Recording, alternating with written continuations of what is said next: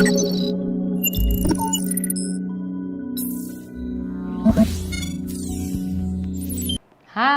jumpa lagi dengan saya Ratna Jarum. Dalam edisi Melek Hukum kali ini kita akan bahas beberapa urusan akte dengan Ibu Notaris kita. Ibu siapa, Bu? Halo, saya dengan Rita Komaladewi. Saat ini notaris di Jakarta Selatan. Oke, terima Berarti kasih kita ya. 2 R ya, Bu ya? Oh iya, 2 R ya.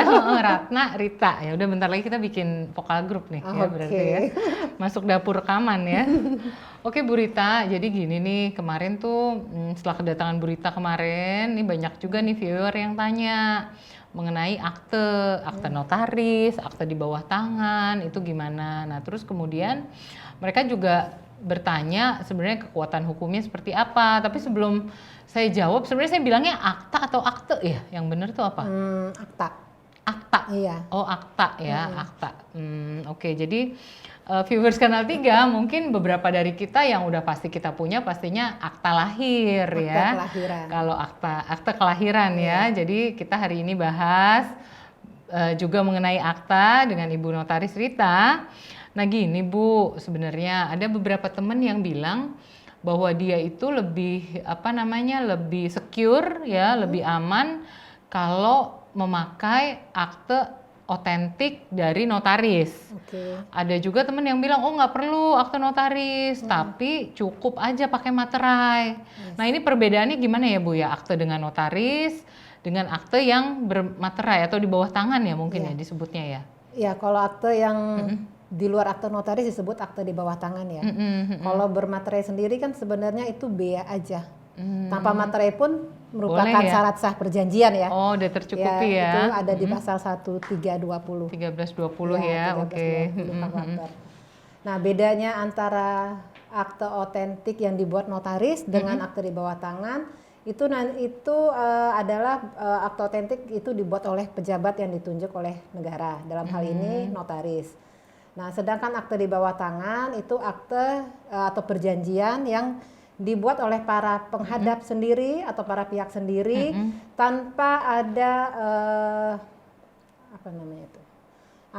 tanpa ada format bakunya, ada format bakunya. Sedangkan kalau bebas ya. Iya, bebas.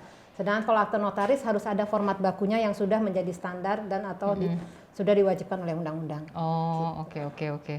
Tapi pada prinsipnya memang tadi Ibu bilang pejabat ya, jadi memang ada pejabat negara juga selain notaris yang memang bisa membuat akte ya, akte lahir yang tadi itu ya Bu ya, atau gimana? Kalau akte kelahiran itu kan akta yang dibuat oleh Dukcapil ya. Dukcapil, akte nikah, kalau akte nikah KUA dibuat ya mungkin oleh ya. KUA Pejabat ataupun KUA.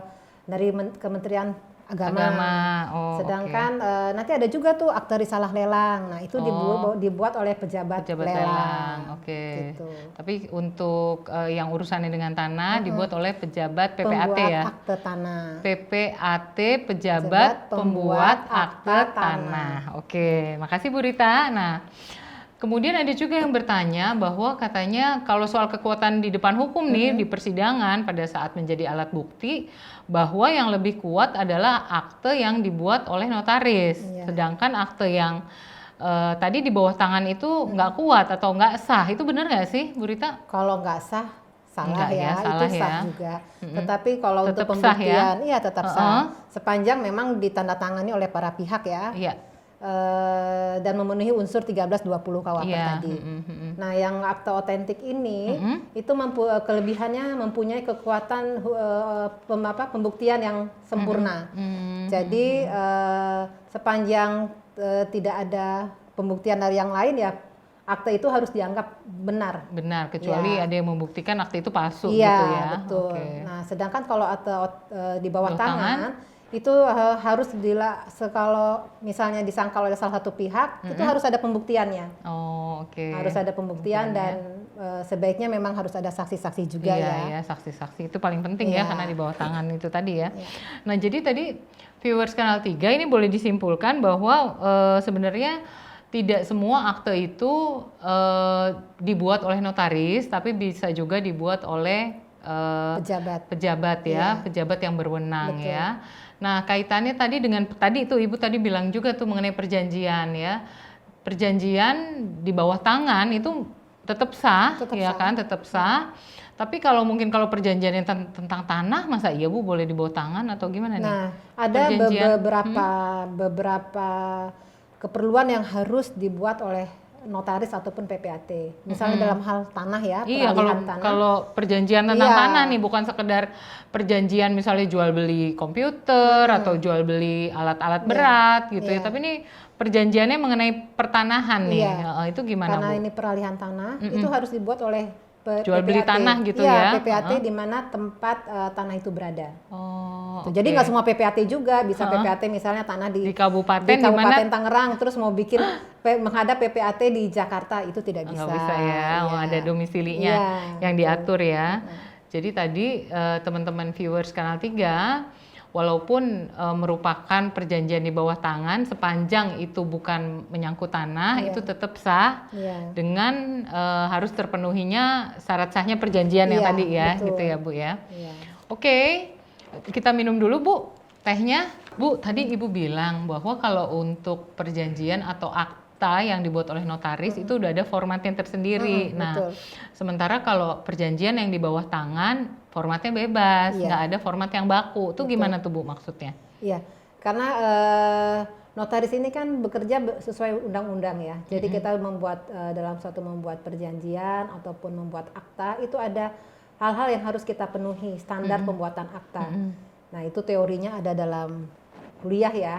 Bahwa kita Kuliah di harus Fakultas Hukum ya? fakultas Panjang kenotariatan. ya? Iya, iya. Oh, di notariatan, Sedangkan oke. kalau di bawah tangan kan itu boleh cara penyusunan seperti apa itu bebas. iya. Tidak ada batasan sepanjang objek yang diperjanjikan jelas Jelas, ya. iya gitu. betul ya. Oke, tadi juga Ibu membahas mengenai kalau untuk saksi, untuk perjanjian di bawah tangan itu mesti ada saksinya. Iya. Sementara kalau untuk perjanjian yang dibuat di notaris itu saksi wajib juga atau gimana Bu? Wajib, Tetap tapi wajib ya? wajib, tapi itu saksinya biasa dari kantor notaris sendiri. Oh, dari kantor notaris Ya, sendiri. kalau di bawah tangan pun boleh tidak pakai saksi, Oh, tapi gitu. lebih baik ada saksi sebagai akan menguatkan dia juga isi perjanjiannya seperti apa di pengadilan nanti. Oh iya. Jadi sementara untuk kekuatan pembuktian di persidangan ya, jika terjadi sengketa atau Betul. apapun, sebenarnya dua-duanya sah, cuman mungkin sempurnanya lebih sempurna perjanjian yang dibuat di hadapan notaris, gitu ya Bu ya. Tapi kan memang selama ini nggak semua orang mau buat akte di hadapan notaris ya. Iya, katanya karena mahal terkait kali Bu, biaya. terkait biaya. Terkait Oke. biaya. Terima kasih Bu Rita. Tadi teman-teman mungkin sedikit nih tadi Bu Rita sampaikan juga untuk teman-teman ketahui bahwa dalam syarat sahnya perjanjian keduanya ini sebenarnya sah ya Bu ya, baik di hadapan notaris maupun dibuat perjanjian di bawah tangan ya. Jadi saya bacakan sedikit nih untuk syarat sahnya perjanjian ada di pasal 1320 KUH Perdata. Jadi harus ada kesepakatan para pihak. Jadi minimal dua pihak ya Dua Bu ya. Kemudian kecakapan para pihak. Kecakapan para pihak tuh maksudnya gimana Bu? Sudah dianggap dewasa di oke. atas 18 tahun, tidak dalam pengampunan, Tidak pengampuan dalam ya, pengampuan. ya. Terus Itu sih. itu aja cukup ya. Terus kemudian adanya objek perjanjian ya. Jadi objeknya mesti jelas ya Bu ya. Terus adanya suatu sebab yang halal. Ini gimana maksudnya halal di sini harus sertifikasi MUI enggak ya? Jadi Iya. bukan Harus ada objek- sertifikat MUI ya sepertinya ya. enggak. Jadi ada suatu sebab yang halal mungkin kaitannya di sini sebabnya nih nggak boleh yang Melanggar melanggar undang-undang, hukum atau iya. melanggar undang-undang ya kan, misalnya objek yang diperjanjikan adalah hal-hal yang ilegal Ya, gitu seperti ya. objek dijanjikan misalnya mengenai asusila kan itu tidak Iya, boleh. nggak boleh. Nah, itu Iya, ya. itu termasuk yang membatalkan. Iya, peredaran obat-obat terlarang Iya, atau betul. misalnya jual beli senjata tajam yang memang itu dilarang oleh undang-undang ya Bu ya. Jadi teman-teman viewers Kanal 3, selama akta atau perjanjian di bawah tangan yang tadi Bu Rita sudah sampaikan memenuhi syarat sahnya perjanjian, maka keduanya itu tetap sah gitu ya Bu Rita, dan mengikat para pihak ya. Betul Bu Ratna. Nah, kemudian juga semuanya ini wajib untuk menjalankan kewajibannya berdasarkan perjanjian yang telah disepakati. Iya. Gitu. Oke, semoga informasi ini membantu teman-teman viewer semua dalam menentukan mau pakai notaris, perjanjian di hadapan notaris atau ingin juga membuat perjanjian di bawah tangan ya. Jika ada saran, bisa komen di channel ini. Jangan lupa untuk like dan subscribe. Terima kasih Bu Rita. Sama-sama. Sampai ketemu lagi teman-teman viewers.